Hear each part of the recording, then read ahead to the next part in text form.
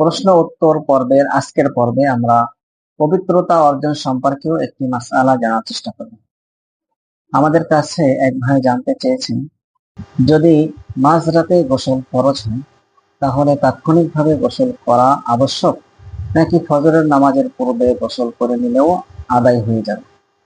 এর উত্তর হলো, যখন কোনো ব্যক্তির গোসল ফরজ হয়, চাই সেটা স্বপ্নদোষের মাধ্যমে হোক বা ইচ্ছাকৃত বীর্যপাতের মাধ্যমে হোক অথবা স্ত্রী সহবাসের মাধ্যমে হোক, যে কোনো মাধ্যমেই গোসল ফরজ হোক না কেন, সর্বোত্তম হলো তাৎক্ষণিকভাবে গোসল করে নেওয়া।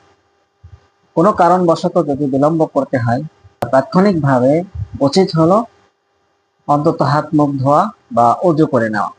কোনো কারণবশত যদি তাৎক্ষণিকভাবে গোসল করতে না পারে, তাহলে ফজরের নামাজের পূর্বে অবশ্যই গোসল করে নিলে। এই মাসআলাটি আল ফাতাওয়া আল হিন্দিয়ার 1 নম্বর খণ্ডের 16 নং পৃষ্ঠায় উল্লেখ হয়েছে।